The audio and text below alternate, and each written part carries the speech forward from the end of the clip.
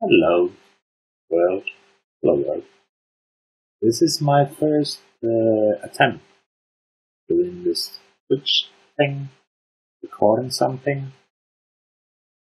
And what I'm recording here today is kind of a demo show on this program that I've been making actually for already past 3 years or so. It is a code editor. The editor you can, use to code. The idea here is the different in it from other editors is that it's a live editor, meaning that you code on it, you will see the results of your coding immediately. Yeah, let's take a look. So here we have a kind of strange looking pattern, and here's a bit. It's a population chaos simulator. Most of the thing that is happening here is that actually in this form can be seen in here. So we will kind of vary the amount of population, and then the population is drawn here by the color. We start from the left, and then we go to the right, and each step we will alter the size of the population based on this function here, and then we adjust the y-axis, just taking different starting values, seeing what happens. And yeah, I think I copied this example, at least this form, in a book that I read years ago. But anyways, what we can do here is we can play around with these values. So this is the starting value, the minimum value that we start the y-axis from, and the max value where we end it from. So if we have the starting value for y.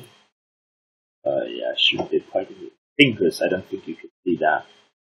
Here, if it is something between 3 and a 4, then we will show the rows here, yes. Okay, yeah, I don't know. Anyways, we can play around with these. This is actually a border. So separation between the blocks. Yeah, I don't know if it's that interesting example. Weird. Math is weird, but often hard to understand what exactly is going there. But the funny thing is that you can just play around with it. You have the formula in here, you can change the values and down and see what happens. One funny thing we can do, we can change the size of the block. Let's make it much bigger. Because when we have a bigger block, we will have less samples early on. I especially like this lower part here. Change the size of the block, still kind of keeps it form, but not really. It's weird. Yeah, weird shape. Yeah. Anyways, let's take some example. So let's say here something is happening. This is just yes. You know, you start somewhere, you draw some lines, and then you keep on going, and then you end up somewhere like here. Show you the beginnings. Where did I end up here? Or then we can just play with this. So that's size, so that's easy. Easy peasy. Let's go back. This is so funny. I don't need to. Oh.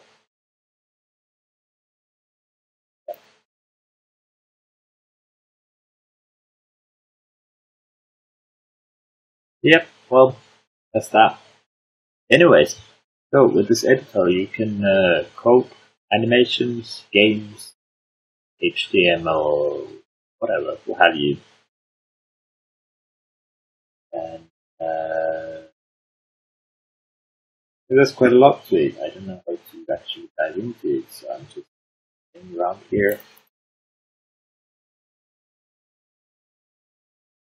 But anyway, so if we look at the code in here is happening it's written in CoffeeScript, but it also works with JavaScript and some other languages. Well, it supports less and HTML and stuff like that. But it's mostly written in CoffeeScript, and I think the support at the moment is best for CoffeeScript. What we can do here is we can inspect variables. So it's kind of it's like a debugging environment and a coding environment all in the same. And the advantage in that is that we can inspect anything that we have here. So we have here noise multiplier that at the moment this slide demo is 0.15. Well, it's always because it's set here, and I don't think it changes, but then there are other values that do change, and always inspect them. Another thing here you can see here is the colors in editor. So if we are inspecting the values, we can also inspect their types. And the coloring here works so that all the objects become green and all the functions become red or orange, and the strings become yellow, numbers are blue, and so forth. So you can kind of get a quick glance at the code and see that, okay, so there's some object, and then we have a columns, which is a number.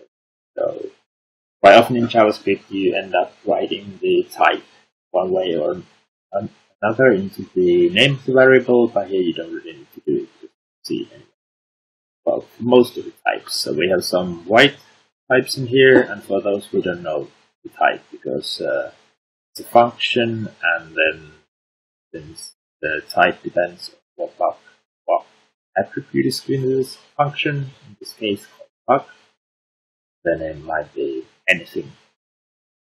And that's not actually completely true. We could be inspecting it as well, because if we have a live editor, this function has been called properly already, and if it had been called, we could be inspecting the value that was called the last time that function was called. But at the moment, the inspector works so that it always inspects at the root level, so the root scope of the code, the functions inspected. At the moment, they will be late. Yeah, I don't know. I think this is just a very quick glance at this editor, and maybe something that we could do is I could actually code something. So let's see, we have some tools in here, and in the note I have told myself that I should be making console evaluate in the language of the current module. So as I told you, we're using CoffeeScript mostly, but we can have different languages. And we have here this console, and we can it works like normal console. We can evaluate some stuff in here. At the moment, it's evaluating it JavaScript. So if I try to write some CoffeeScript in here, this is an error. Another thing maybe to say about this is the module system. So everything here works in smallish modules, and I have this a bit weird looking require syntax, which is a bit unfortunate maybe that it's different from the current standard of require syntax or import syntax in ES6. Actually I like this. When you write in ES6 import, you end up often repeating your code. You first say to import this and this and this, and then you actually use it lower in the code. And here I just, wherever I need some module, I just start it with a colon, then I can import it here. And if I want to inspect all the requirements or dependencies in this module, I can use, well, for example, I can look it from here.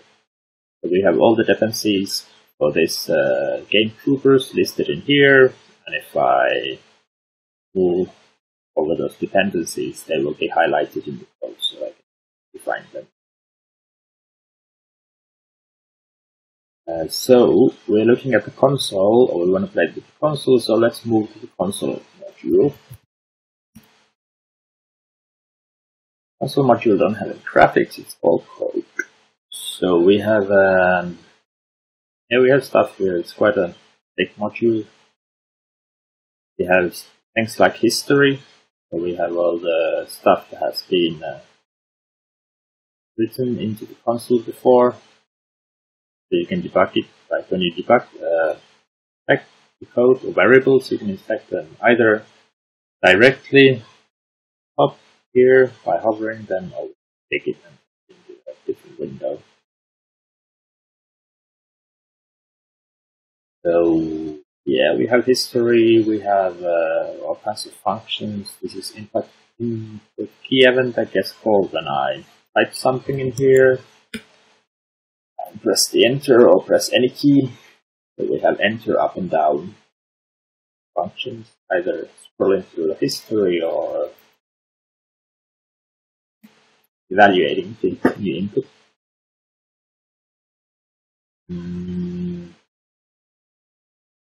Yeah.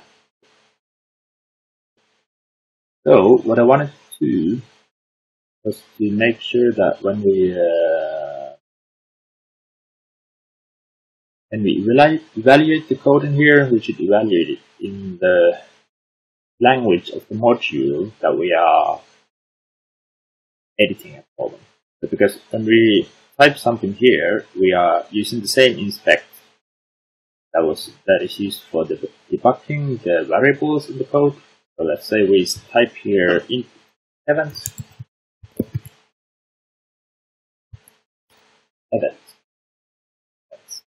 So what will happen, it will go to orange, indicating that there exists a function with this name, and we can inspect it and see the contents in the key event. So yeah, the point was that it's evaluated in the context of this module. So if this module is written in CoffeeScript, we want also the console to work in CoffeeScript. If this module is written in JavaScript, then we want the console to work in JavaScript. And not actually sure how to do this. Let's give it a shot. See how this live coding works, or if I'll just be busy talking and coding at the same time.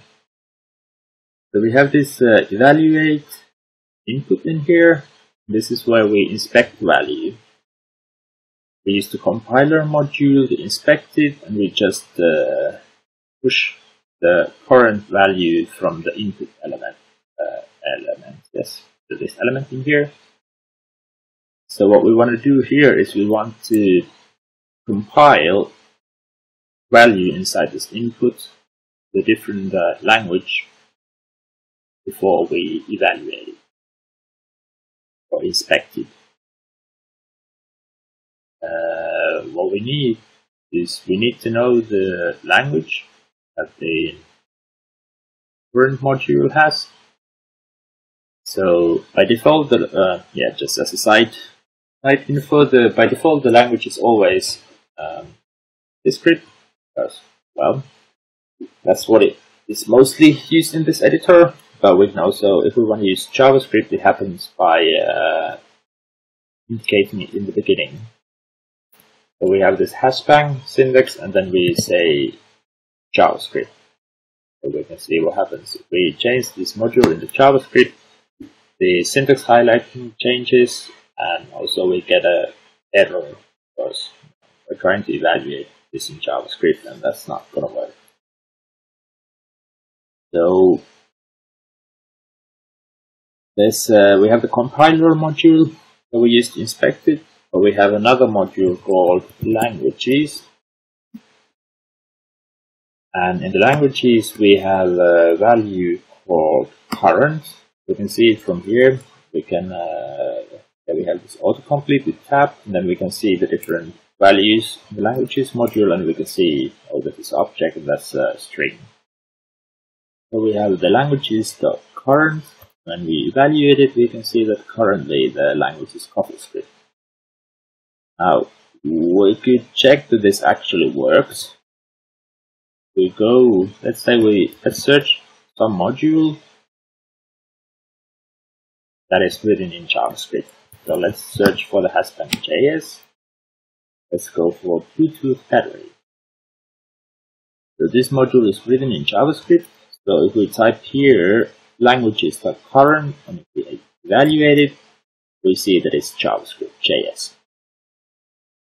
Great. So that seems to be working. So let's go back here, and now we have languages.current that tells us that this is the current language. Actually, it's in the languages, as far as I can tell. Hopefully it is. The compiler that will change, that is used to change the coffee string to JavaScript string, which then can be evaluated. So let's say languages.coffee.compiler. We should just test this. So let's say some string is languages.coffee.compiler, and then we give it the function of function syntax of CoffeeScript, but it gives us an error. So this is obviously not the way it's supposed to be used. Let's see, what is a compiler? Oh man, actually the source code for the compiler is not coming from the languages module. It's coming from the server-side code. So actually, let's take a quick player. So part of the code, most of the code in this editor actually is written with this editor, and it's coming from a database where all of the source code is coming.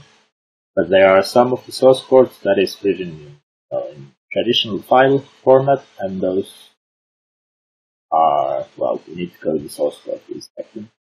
So we have here languages, and then we have the compiler for coffee.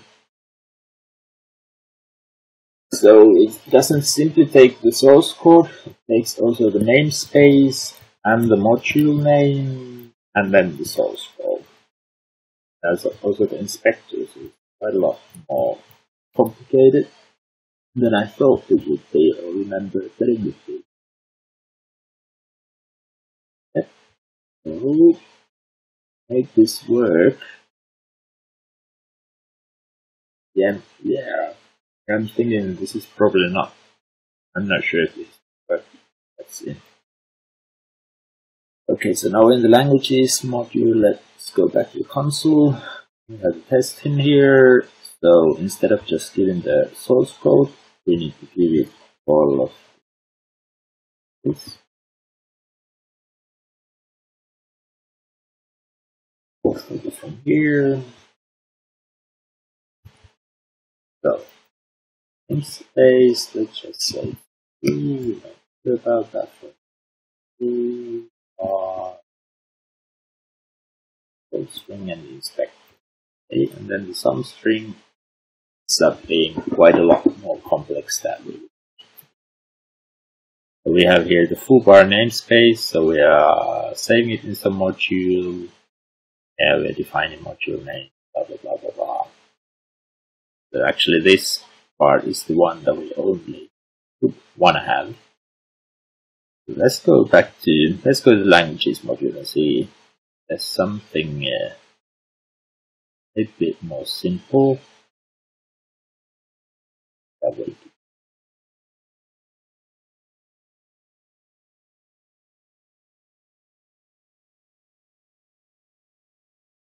Or the languages module from the server side. Yeah, I have a feeling we don't have all the code.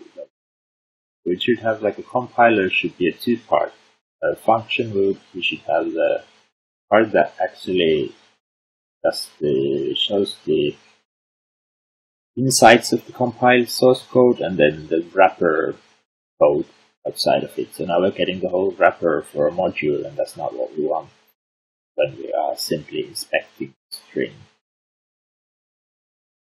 And I think I should have stuff like this somewhere. Compile inspected string. What's that?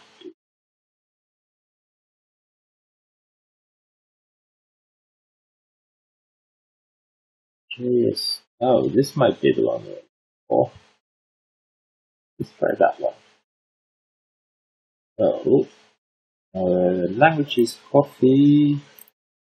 Compile inspect string. And let's do it the function. But it's not.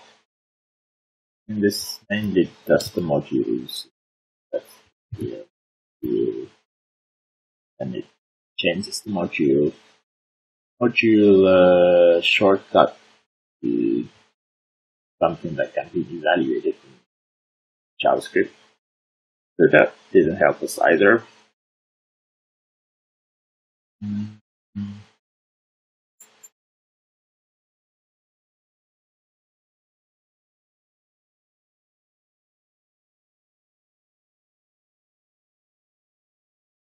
Yeah, I don't know. Maybe I'll just skip it. I don't try.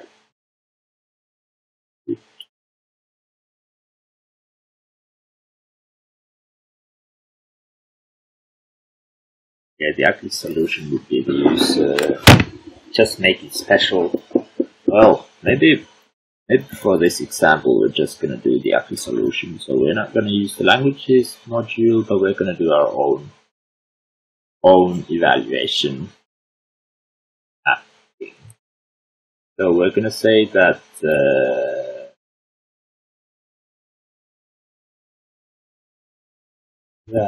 language eval map something language eval map.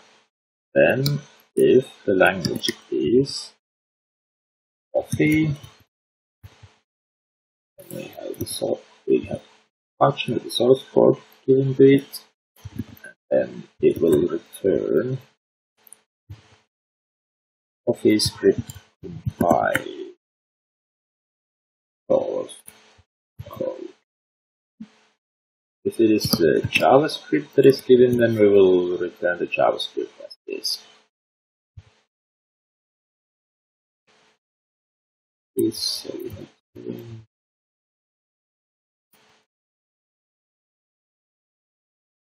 argument name. Okay. Yeah, this is ugly. I wouldn't want to do this. I would like to work it with the language module. But since language module doesn't actually have this functionality at the moment, I'm going to do this. Hopefully fix it later. I'm sure I'll fix it at some point. So, instead of using languages, we do need languages current, so we need to know the module that we're working with, and then we will take the compiler function from here. So we will take language eval map and compiler function. I'm afraid there might be an error here.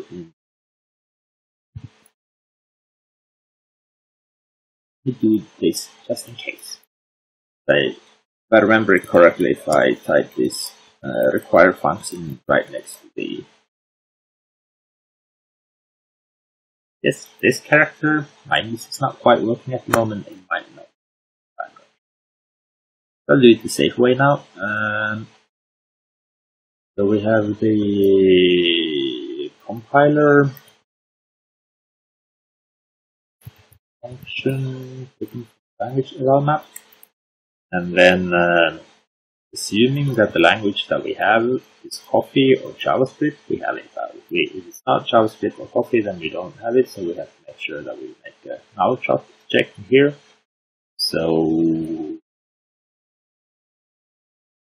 eval code is compiler function with input value given, or if there is no compiler function, we will just return the input value as it is. Let's make it, I think it works. Okay. Eval code. We'll do the eval code to the inspect string. And now, it might actually work. See. But it doesn't. Oh boy. What about the okay, so we're going to use our console to debug our code. We could say just so we're using this module. Maybe it's cleaner to just use that one. So this points to the same place. You can use it through the required syntax, but now we're kind of requiring the module itself. So we can just point to the log function directly, which is defined in here. Then we will log the compiler function.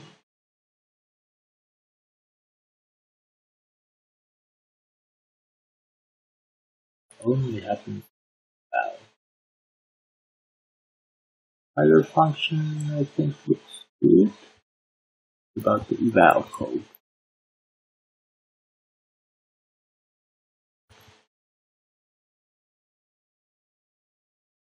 Function through code base.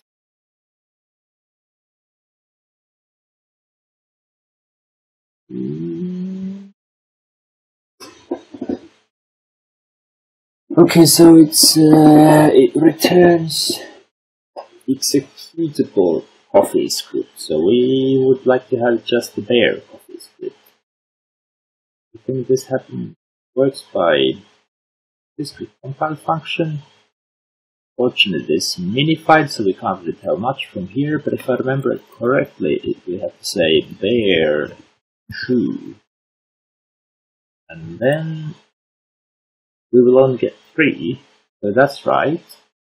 We get the unexpected 2 here. And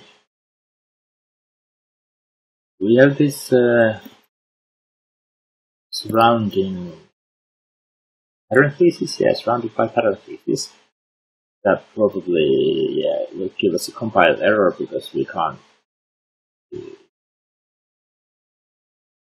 Hopefully, that's the thing. I think so. So, take them away. Try it again. Now it works. Then we try this one. And we get a function. Beautiful. Okay. But now the problem that we will get is when we have something like this, or maybe it works. Oh, it works with CoffeeScript. So we go to module with JavaScript. That do the same thing. So let's make it console and an object. It works. Oh. But this shouldn't work. Yeah. But that works. How does it work? Normally, if we have a console and then we give it an object, that actually isn't valid JavaScript. So is it? Well, I never really understood why isn't this valid JavaScript. Maybe it's not a fucker. Maybe it's something else. Yes, it is. Why did you think that wouldn't be valid JavaScript? Some example where we need to make parentheses for the code to work, but I can't remember which one it is. Oh well. I think the safe way would be to add the parentheses on the JavaScript evaluation. So when we map to JavaScript, in here we add the parentheses. But since I don't remember what kind of code requires the parentheses, then it's a bit funny thing to do. But let's do it. Be safe. But yeah, I think we kind of did what we wanted to do. Let's say alert, and then let's call that function. It works. As you can see, we're still logging. We have this debug block here, so we don't need to do that. Enough, we just show the result. So here we see what we actually typed here, and then this is the returned result from it. So we have a function that alerts, and alert returns undefined, and the result will be.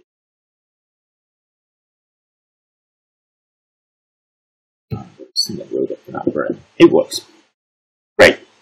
So I think we achieved, or I achieved, or yes, let's say we achieved.